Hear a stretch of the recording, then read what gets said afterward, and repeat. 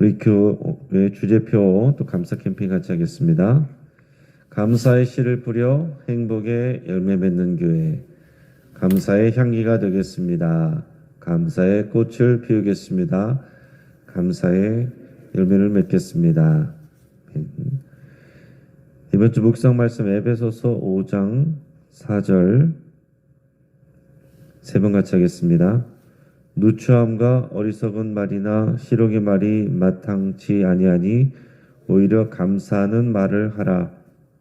누추함과 어리석은 말이나 희롱의 말이 마땅치 아니하니 오히려 감사하는 말을 하라. 누추함과 어리석은 말이나 희롱의 말이 마땅치 아니하니 오히려 감사하는 말을 하라. 아멘. 하나님께서 오늘 우리에게 주시는 말씀은 열왕기하 25장 8절에서 30절까지 말씀입니다. 오늘 본문을 통해서 심판과 희망이라는 제목으로 말씀의 은혜를 같이 나누겠습니다. 지난 1986년 4월 26일에 인류 최악의 원전 사고가 또 러시아 체르노빌에서 일어났습니다. 사람들은 그곳을 생명의 씨앗이 말라버린 죽음의 땅이라고 불렀습니다. 방사능 피폭과 많은 양의 방사선 누출 그리고 방사선 낙제인으로 인해서 지역 전체가 폐허가 됐습니다. 그래서 전문가들은 이 체르노빌 지역에 생명체가 살기 위해서는 적어도 900년이 걸린다 그랬습니다. 인간이 안전하게 살기 위해서는 최소 수천 년이 걸릴 것이다 이렇게 예상을 했습니다. 그래서 사고가 난 이후에 이 지역은 완전히 버려진 땅이 됐습니다. 사람들이 들어가지 않습니다. 그 이후 32년이 지나고 나서 한 사진 작가가 호기심에 체르노빌을 방문을 했습니다. 근데 그의 사진에는 놀라운 장면들이 담겼어요. 완전히 황폐화했던 체르노빌의 생태계가 복원되고 있었던 겁니다. 아름답게 꽃망울을 터뜨린 들꽃과 살랑살랑 날개를 흔드는 나비와 호기심 어린 눈으로 자연을 누비는 여우의 모습들이 이 카메라에 담겼습니다. 여전히 피폭의 위험이 있었지만은 이곳에 새로운 희망이 싹트고 있었다라는 것을 알 수 있었습니다. 자, 인간은 이렇게 자연을 망가뜨리고 훼손하지만 하나님은 이런 곳에도 다시 희망이 싹트게 하십니다. 여러분, 이스라엘의 역사도 그렇고요. 인간의 역사도 마찬가지입니다. 이스라엘 남유다 왕국은 바벨론에 의해서 처절하게 파괴됩니다. 우리는 본문을 통해서 그 장면을 보고 있습니다. 하나님께 대한 불순종과 그리고 우상 숭배가 그 이유입니다. 그럼에도 불구하고 하나님은 새로운 희망을 다시 준비하십니다. 여러분, 인간의 역사도 그렇습니다.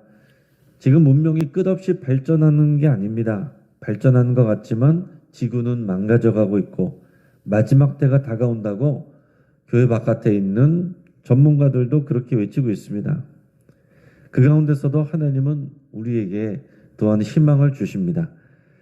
하나님의 심판과 희망의 메시지를 오늘 본문을 통해서 여러분 동시에 들을 수 있기를 바랍니다. 예루살렘이 파괴되는 내용이 나옵니다. 이제 8절에서 12절까지 말씀을 우리가 읽겠습니다. 바벨론 왕 느부갓네살의 19째 해 5월 7일에 바벨론 왕의 신복 시위대장 느부사라단이 예루살렘에 이르러 여호와의 성전과 왕궁을 불사르고 예루살렘의 모든 집을 귀인의 집까지 불살랐으며 시위대장에게 속한 갈대아 온 군대가 예루살렘 주위의 성벽을 헐었으며 성중에 남아있는 백성과 바벨론 왕에게 항복한 자들과 무리 중 남은 자는 시위대장 느부사라단이 모두 사로잡아가고 시위대장이 그 땅에 비천한 자를 남겨두어 포도원을 다스리는 자와 농부가 되게 하였더라. 아멘. 자, 이 바벨론 왕 느부갓네살의 이 시위대장 느부사라단은 예루살렘으로 와서 모든 것을 파괴합니다. 예루살렘 성전과 왕궁을 불사르고 또 성 안에 있는 모든 집들을 불살릅니다. 그리고 예루살렘 주위의 성벽을 다 허물어버리고 성중에 남아있는 백성들과 무리들을 바벨론으로 잡아갑니다. 그 땅에는 오직 비천한 자들만 남겨놓고 포도원을 관리하면서 살도록 하고 거기서 나오는 이런 곡식들 열매들을 바벨론에 바치게 합니다.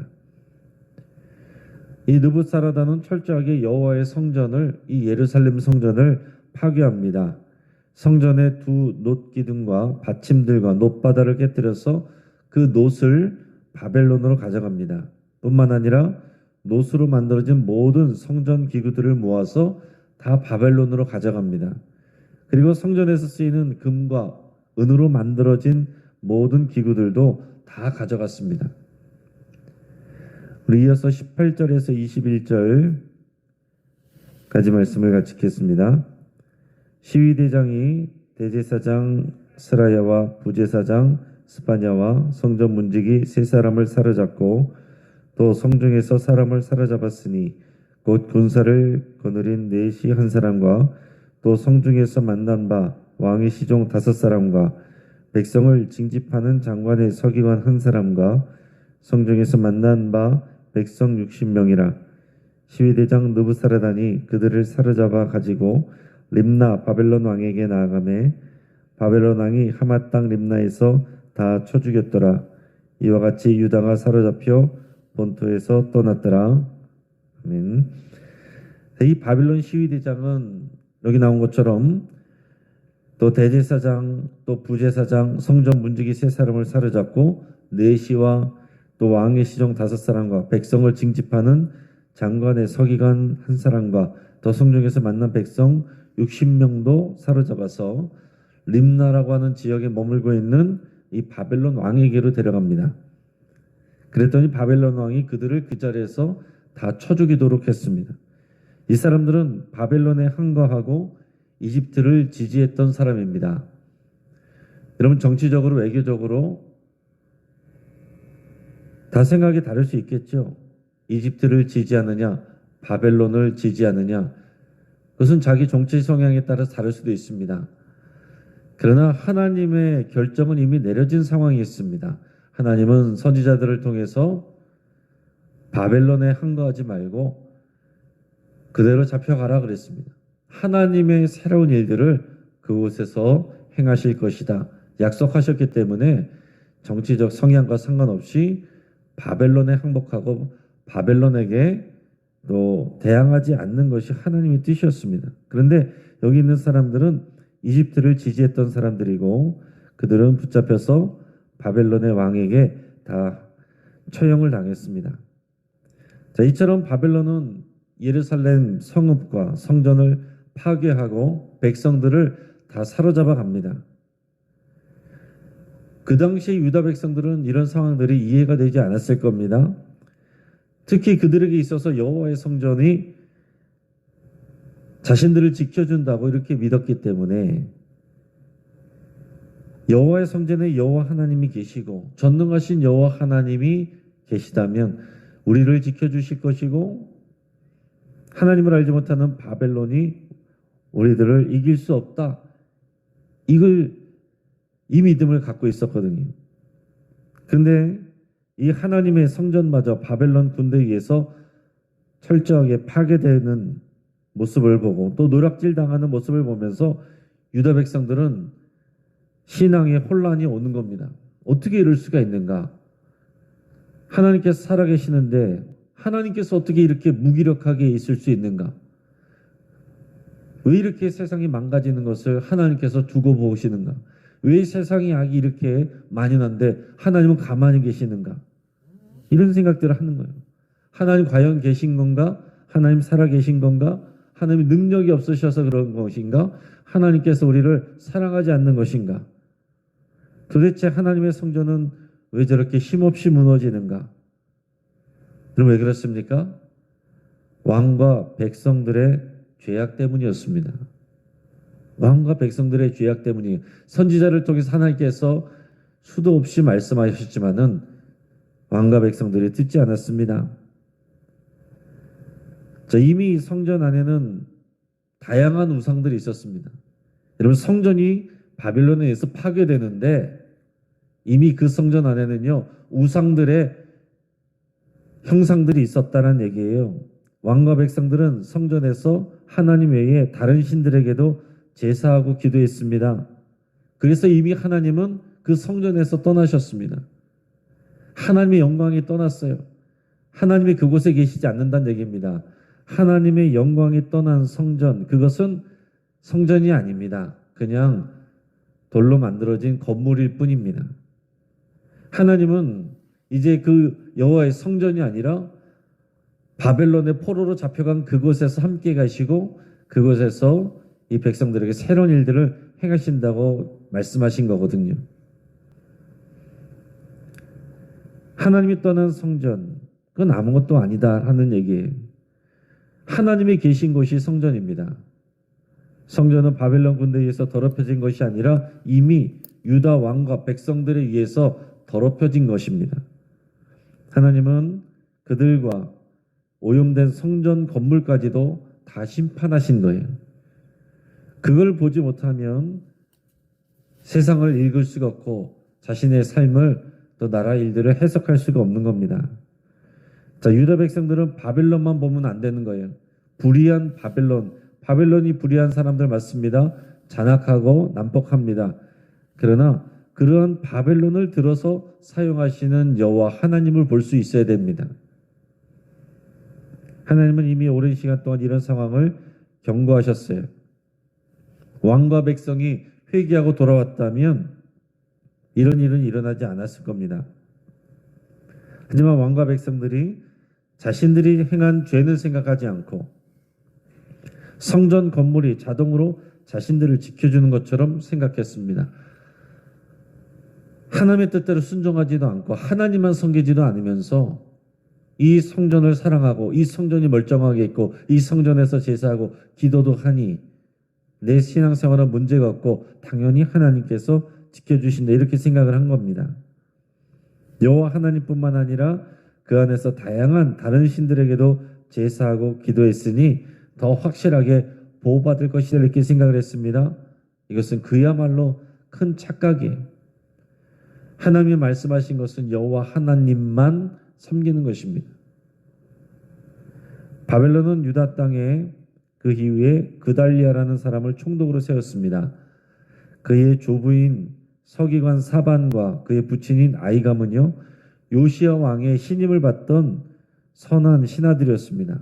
그리고 이 그달리아도 공경에 처한 예레미야 선지자를 도와주었던 선한 왕이었습니다. 예레미야서를 보면 그 내용이 나와요. 이 그달리아는 예루살렘에서 북쪽으로 약 13km 떨어진 미스바에서 머물렀습니다. 이제 남유다 왕국이 멸망하고 나서 바벨론이 행정 수도로 삼은 데가 이제 미스바입니다. 자, 이 소식을 듣고 남아있는 유다 땅에 남아있는 백성들 그리고 예레미야 선지자도 그곳으로 모였어요. 미스바로 모였습니다. 그리고 왕족의 후손들도 이곳으로 왔습니다. 그달리아는 이들에게 이렇게 얘기했습니다. 바벨론 왕을 섬겨라. 그러면 평안한 삶을 보장받는다. 이렇게 강조를 했습니다. 자, 이 말에 대해서 세상적인 기준으로는 반대할 수 있습니다. 어떻게 그럴 수 있느냐? 차라리 우리는 애굽과 연맹해야 된다. 애굽을 의지해야 된다. 이렇게 얘기할 수 있는 사람도 있겠었겠지만은 이미 이것은 하나님께서 여러 차례 강조하신 바예요. 하나님께서 바벨론을 들어서 사용하실 것이고 너희는 애굽을 의지하지 말라. 여러분 그렇게 말씀하셨습니다. 그렇기 때문에 개인적인 생각이 아니라 하나님의 말씀을 따라서 그렇게 해야 되는 겁니다. 그런데 왕의 후손들이 이런 그달리아를 못마땅히 여기고서 그를 암살합니다. 죽여버렸습니다. 그리고 바벨론이 무서워서 자기들은 이집트로 도망가요. 그렇게 도망가면서 그 와중에 남아있는 백성들도 데려가고요. 예레미야 선지자도 같이 데려갔습니다. 그래서 예레미야 선지자는 그 애굽에서 마지막 인생을 마친 것으로 이렇게 여겨집니다. 여러분 하나님께서 이스라엘 백성을 이때로부터 1500년 전에 출애굽시켜 주셨는데 지금 왕족의 후손들은요 사람들을 붙잡아 가지고 애굽으로 다시 돌아가고 있습니다. 이게 믿음의 현주소예요. 그들의 믿음의 현주소입니다. 하나님께서 출애굽시켰는데 다시 애굽으로 돌아가는 이 왕족의 후손들, 다윗 왕의 후손들이 그러고 있다는 얘기예요. 망가진 그들의 모습입니다. 자, 그러나 하나님의 역사는 끝나지 않았어요. 심판으로 폐허가 된 곳에서 그래도 하나님은 새로운 일을 시작하실 것입니다. 이에 대한 징조가 바벨론으로 사로잡혀갔던 여호야긴의 회복에 대한 내용입니다. 27절에서 30절까지 말씀을 우리가 읽겠습니다. 유다의 왕 여호야긴이 사로잡혀간 지 37년, 곧 바벨론의 왕 에월모로닥이 즉위한 원년 12월 그달 27일에 유다의 왕 여호야긴을 옥에서 내놓아 그 머리를 들게 하고 그에게 좋게 말하고 그의 지위를 바벨론에 그와 함께 있는 모든 왕의 지위보다 높이고 그 죄수의 의복을 벗게 하고 그의 일평생에 항상 왕의 앞에서 양식을 먹게 하였고 그가 쓸 것은 날마다 왕에게서 받는 양이 있어서 종신토록 끊이지 아니하였더라. 아멘. 자, 우리가 말씀을 읽으면 이런 내용은 왜 나오는가 이렇게 생각할 수 있습니다. 자, 여호야김의 아들이었던 여호야긴이 왕이 된 지 3개월 만에 바벨론에 끌려갔었습니다. 그렇게 바벨론에 끌려가서 그 감옥에 죄수처럼 갇혀 있었는데 거기서 그렇게 산 시간이 37년이 지났습니다. 왕이 됐던 사람이 끌려가 가지고요 바벨론에서 죄수처럼 37년을 살았다는 거예요. 그 감옥들에는 다른 나라, 그 지역의 다른 나라 왕들도 잡혀와서 그렇게 죄수처럼 지내고 있습니다. 그리고 또한 예루살렘 멸망 25년 후 바벨론 왕의 투옥된 지 37년 되는 그때에 놀라운 변화가 생겼는데 이 남유다 왕국을 멸망시키던 바벨론 왕 느부갓네살이 죽고 나서 그 아들인 에월모로닥이라는 사람이 왕이 됐습니다. 근데 그 사람은 정책을 바꿨어요. 그래서 여호야긴을 석방합니다. 그리고 그 지위를 다른 나라 투옥되었던 왕들보다 더 높게 해줬습니다. 그에게서 죄수복을 벗게 하고 평생 왕에게 양식을 제공받게 해줬습니다. 그리고 또한 필요한 것을 정규적으로 공급받을 수 있게 해줬다라는 내용이 기록되고 있습니다. 자, 이 내용은 여호야긴이 개인적으로 회복되었다라는 내용으로 끝나는 게 아닙니다. 여호야긴도 결국 다윗의 후손이거든요.